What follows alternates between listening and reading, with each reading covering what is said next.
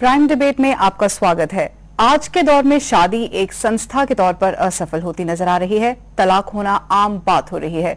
नौजवान लड़के लड़कियां साथ में रहना तो पसंद कर रहे हैं, लेकिन शादी उन्हें मंजूर नहीं। एक लिहाज से देखा जाए तो सदियों पुरानी इस परंपरा के खात्मे की शुरुआत होने लगी है। जाहिर है बात चिंता की है, लेकिन ये हो क्यों रहा है, जानेंगे प्राइम डिबेट में।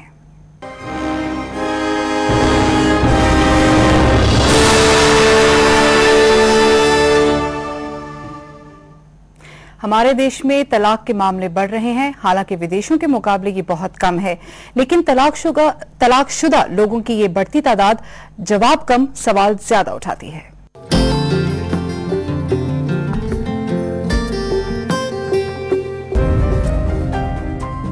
शादी एक नए जीवन की शुरुआत। कई उम्मीदें होती हैं और साथ होती है प्यार की सौगात। आज तक ऐसा ही होता आ रहा था, लेकिन अब लगता है इस बंधन को किसी की नजर लग गई है। प्रेम की ये गिरह कमजोर पड़ रही है। आज शादियां टूटने लगी हैं। तलाक होना कोई नई बात नहीं रह गई है। एक जोड़े के पास प्यार के लिए वक्त नहीं, उम्मीदें अधूरी रह जा रही हैं। कुछ तो वजह जरूर है जो ऐसा हो रहा है। क्या नया जमाना पुराने रिवाजों से दूर भाग रहा है? क्या आज शादी महज एक फॉर्मेलिटी बनकर रह गई है? क्या हमारा आज का युवा जिम्मेदारियों से कतरा रहा है? कारण कुछ भी हो सकता है। हमारे बड़े बूढ़ों ने अपनी पूरी जिंदगियां एक साथ हंसी हंसी बिता दी, फिर हम ऐसा क्यों नहीं कर पा रहे? इस मुद्दे पर बातचीत के लिए हमारे साथ स्टूडियो में मौजूद है हरप्रीत ज्ञानी, जो एक वकील हैं, पैम राजपूत, जो पंजाब यूनिवर्सिटी से रिटायर हो चुकी एक प्रोफेसर हैं और इन्होंने आजीवन शादी नहीं की है, गार्गी अरोड़ा, जो विवेक हाई स्कूल में टीचर हैं, और मंजीत ढिल्लन, जो एक गृहिणी हैं और पिछले कई सालों से एक खुश शादीशुदा जीवन बिता रही हैं। आप सबका स्टूडियो में बहुत बहुत स्वागत है। मेरा पहला सवाल आप सबसे है, मैं शुरू करती हूँ मंजीत जी आपसे। क्या आपको लगता है कि marriage as an institution collapse होता नजर आ रहा है आपको आज के दौर में, अगर आप आज के नौजवान को देखकर चले? या आई थिंक सो जी। काफी डाइवोर्स केसेस हो रहे हैं और काफी youngsters when you meet they feel I am not comfortable getting married because nowadays the trend is getting into live in relationships and all that. When they feel I mean we are liberated to do all these things, then why get into the marriage institution, why should we get married and all, and then they have because life space has increased, it's become so fast that कि उसमें आपको लगता है कि हम भागे जा रहे हैं, no one has time for anybody, and then the patience has I think gone haywire. Absolutely. कोई patience किसी में नहीं है आजकल, and tolerance has come down, और दूसरी बात है कि हर एक कोई अपनी दौड़ में, अपनी ईगो में रहता है कि okay, why should I give in? Absolutely. Gargi से पूछना चाहेंगे, गार्गी आपका एक्सपीरियंस क्या कहता है? आप एक you are young woman and आपके आसपास काफी ऐसे यंग कपल्स हैं जिनको आप देखती हैं, मिलती हैं, उनके साथ बैठती हैं, आपको कैसा एहसास होता है? Jasleen, I'm very much in favor of this institution. Though I may have had a different experience, I still say it's a very beautiful institution if it works. Okay. The only thing is one request or one thing that I would like to say people around us, like what ma'am said, that patience level come here. That's because what happens is as soon as I feel a girl child is born, there's all the stress on her to get married and go to a different house, and it's the same for the boys. I mean, why should we say that they're different? The thing is, we keep preparing them for marriage, but we don't prepare them for the life ahead ki aage God forbid if they lose their partner or something. But शुरू से ही ऐसा होता आ रहा है. So why don't we make them emotionally secure? Why don't we teach them to handle themselves or their relationships better? And that is what that's the reason I feel marriages are terribly failing these days. Miss Pam, मुझे ये कहना बहुत ही अच्छा लग रहा है। आप हमें बताइए आपका अब तक का एक्सपीरियंस क्या रहा है? और आप तो पढ़ाती रही हैं यूनिवर्सिटी में, कितने यंगस्टर्स वहाँ पे, तो आई थिंक शादीशुदा लड़कियां भी आके पढ़ती हैं, अपने कोर्सेज कंटिन्यू करती हैं। कैसा एक्सपीरियंस रहा आपका? आज मैं आपका वर्ड मिस एक्सेप्ट कर रही हूँ। Usually I don't accept this word. Thank you so much. क्योंकि मैं कहती हूँ कि मैं पढ़ाई की है। हाँ जी। मैं डॉक्टरेट अर्न करी है, मैंने प्रोफेसरशिप अर्न करी है, so I should be addressed that way, not as miss. पर आज की डिस्कशन में मैं आपका वर्ड मिस एक्सेप्ट। जी, आज तक तो हम आपको प्रोफेसर पैम बुलाते रहे हैं, लेकिन मैं जो आपने प्रश्न जो किया है कि क्या ये कोलैप्स हो रहा है जी, ये कोलैप्स वाला शायद एक्सट्रीम का वर्ड है, मैं आपसे इस बात से एग्री नहीं करती। हाँ, ट्रेंड जरूर एक नया आ रहा है, और ट्रेंड भी क्या एक्चुअली हमारे समाज में पहले से था। अगर आप ये कहें कि लिव इन रिलेशनशिप्स पहले नहीं थे, वो भी ठीक नहीं है, या सेम सेक्स के लोग इकट्ठे नहीं रहते। हाँ, अब ये चीज बाहर आ रही है, इसको समाज में थोड़ी एक्सेप्टेंस मिलती जा रही है, ठीक है। और सेम सेक्स में तो हाई कोर्ट ने भी लीगली थोड़ी सी जो है वो मोहर लगा दी है। लेकिन family as an institution collapse हो रहा है, वो ऐसा नहीं है।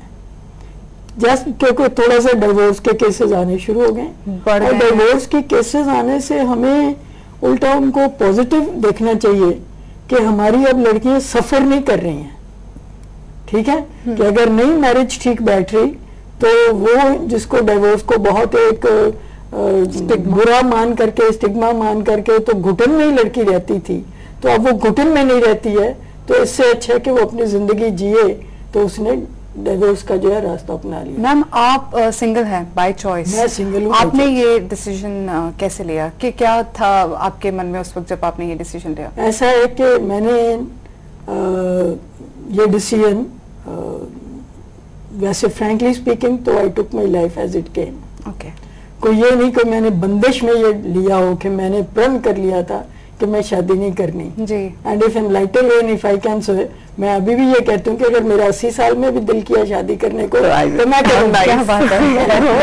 लेकिन क्वेश्चन है कि मेरा इंक्लिनेशन नहीं थी, दिल नहीं था उधर को, क्योंकि मैंने अपना एक लाइफस्टाइल जो था और तरह का बनाया, और पढ़ने मुझे ये था मैंने करियर में कुछ बनना है, करियर के साथ साथ मैंने अपनी लाइफ को एक एक्टिविज्म की तरफ भी लिया, तो मैं बस उसी धुन में चलती गई, और मुझे किसी भी स्टॉप पे ये नहीं लगा। और मैं हमेशा सबको ये कहती हूँ कि marriage is not an end in itself, marriage as an institution is good, मतलब मैं उसके खिलाफ नहीं हूँ। हाँ, लेकिन ये कि लड़की के लिए जिंदगी सिर्फ एक शादी की ही जिंदगी है, और उसी में वो सब कुछ उसको जो बचपन में गुट्ठी पिलाते हैं शादी वाली, उसके मैं खिलाफ हूँ। आपकी इच्छा है तो जरूर शादी कीजिए, नहीं इच्छा है तो नहीं कीजिए, लेकिन जो इन्होंने वर्ड यूज किया वो एक strong emotional security, economic security, self esteem जो है वो बहुत होना जरूरी है। हरप्रीत जी, आपने तीनों के व्यूज सुने, आप एक लॉयर भी हैं, आपके अपने तरह के एक्सपीरियंसेस रहे होंगे, तो आप क्या इस बात से सहमत हैं? आई will more or less agree with what she said. मेरा मानना ये है कि एक तो जो हम ये वर्ड इंस्टीट्यूशन यूज करते हैं, आपने वर्ड यूज किया संस्था, that is a very very bad word.